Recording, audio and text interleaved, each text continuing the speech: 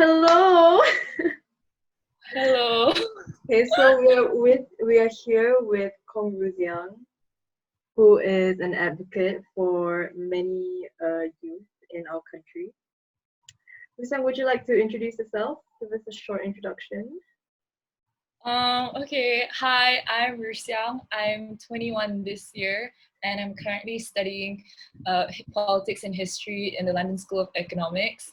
I'm back now because of the COVID-19 pandemic, and so I'm here to help Nara answer a few questions about closer connections during this unprecedented time. Yes, I'm present. Thank you so much, Ru Xiang. Okay, so my first question is, for starters, how do you feel personally about this whole COVID-19 lockdown situation? About the lockdown, Yeah, like how do you feel about it?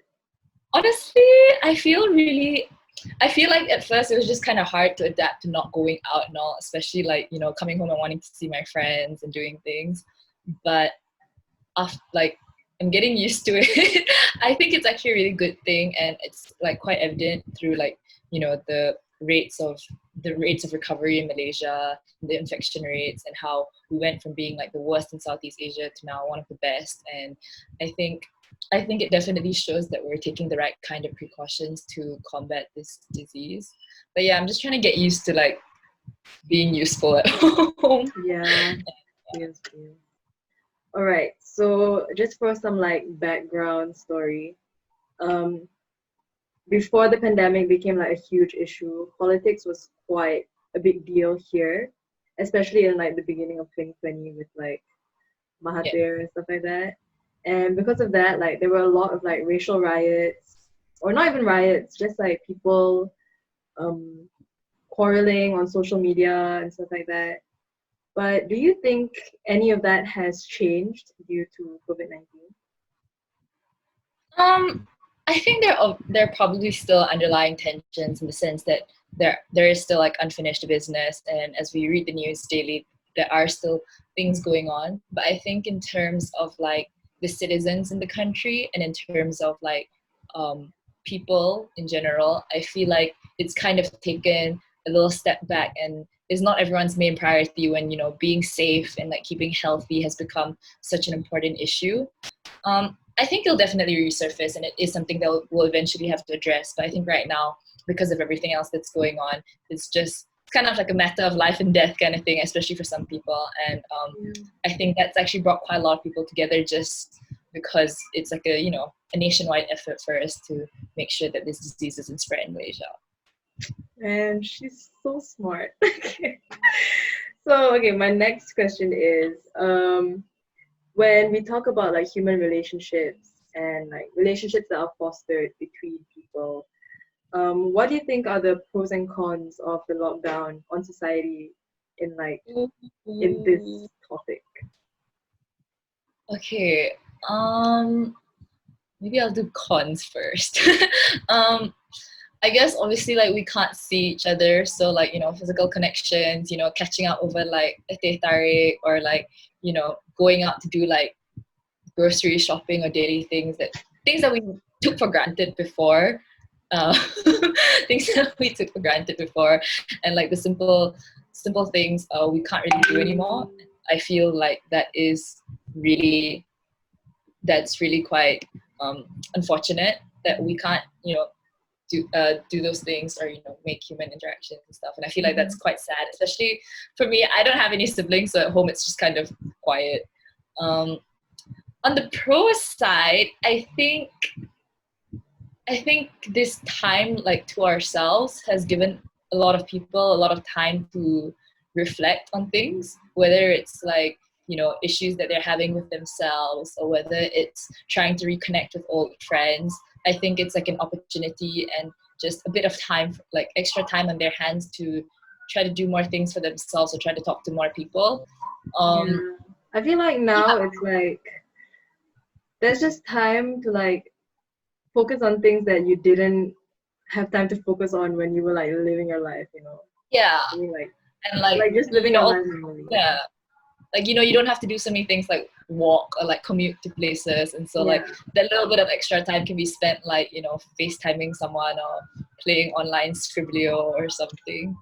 So in that sense, I guess it's quite nice. And like, I guess being home is like an opportunity for me to like, this is probably like the longest time that we'll all be sort of home at the same time. So it's, I'm hoping to, you know, take advantage of this time to, you know, reconnect with people. Nice. All right.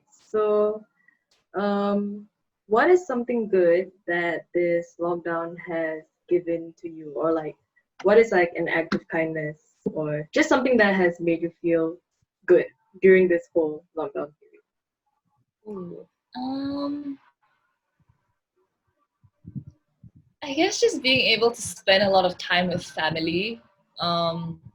Yeah, I haven't seen them in 6 months, and like, you know, being home is obviously really comforting. It's really nice to like see everyone at home all the time, which is not even something that I had a lot like growing up and stuff. So I think it's like a nice time to just be with family and like, you know, trying to catch up with friends, do work together like through FaceTime and stuff. So that's making me feel a little bit more like reassured about stuff. So yeah. All right. So now, I heard from a little bird that you are basically like an ambassador for this movement called the Nasi Lemak movement. And you guys have like organized events like Stay Isolate and Faith in Humanity. So could you tell me more about this whole lovely thing you have going on? Okay, so I'm not an ambassador for Nasi Lemak, but basically I'm in the International Council of Malaysian Scholars and Associates, and what this council has is, I'm so sorry, hold on, let me just close that. Basically, the International Council of Malaysian Scholars and Associates, ICMS in short, has 5 different chapters. So we have Malaysian students studying in Malaysia, the UK, the US, Hong Kong, and Singapore. And so each division usually, like under each chapter, there are like different divisions. And for the most part, we do a lot of things on like corporate stuff and like professional development for young Malaysians. And for most of us, we've all come back because of the pandemic, and a lot of the things that we had planned out didn't end up working out or didn't turn out Vibes. Yeah, so basically we thought that we definitely need to take a new approach and like, you know, rethink how we can make a positive impact within society. And so we started the Nasi Lemak movement, which is our first corporate social responsibility CSR like project or body.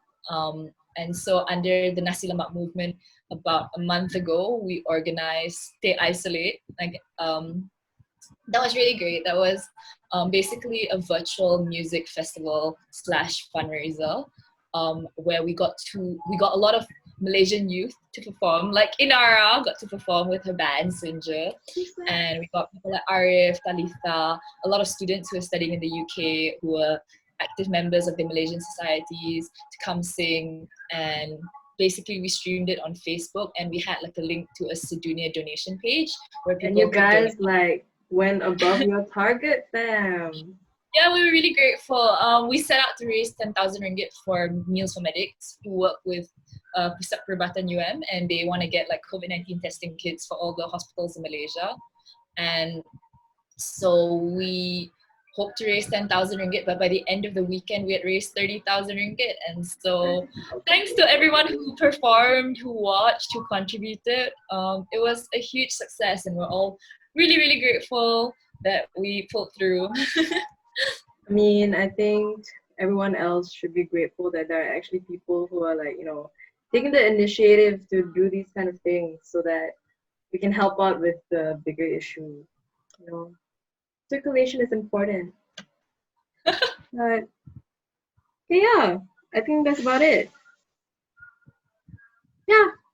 All right. So, okay, no, last one. What is something that you hope for that not even society, like in the big picture, but maybe just our country? Like, what is something that you think, you hope that our country will be able to achieve by the end of this lockdown? by the end of this lockdown? Yikes. Um, um, I mean, okay, obviously, firstly, I hope that we'll be able to like battle this pandemic, find a vaccine, and things will be able to go back to normal in time. But I think as a whole, I hope this lockdown will give a lot of people time to reflect, to work on themselves, to think about, putting in more effort to connect with old friends, family, check on their friends, and ensure like, take better care of themselves, be more hygienic generally. I mean, I hope that, not having coronavirus would be an excuse for people to go back to old habits. I hope Yeah. we take these things with us. And overall, I think like what you're saying about politics as well, it's been a good time for people to put that sort of like as a secondary subject at the moment, because we've come together to realize that there's like an overarching issue that needs to be solved, and that can only be solved like as a whole, and if we all kind of work together. So I hope this MCO will give people time to reflect on that, and to just work on themselves, each other, and just make sure that it's a happier, healthy Malaysia. Yay! Thank you so much, Ru, for joining me Thank you on for this having me. lovely evening. Okay, I'm gonna stop recording now. Okay, wait.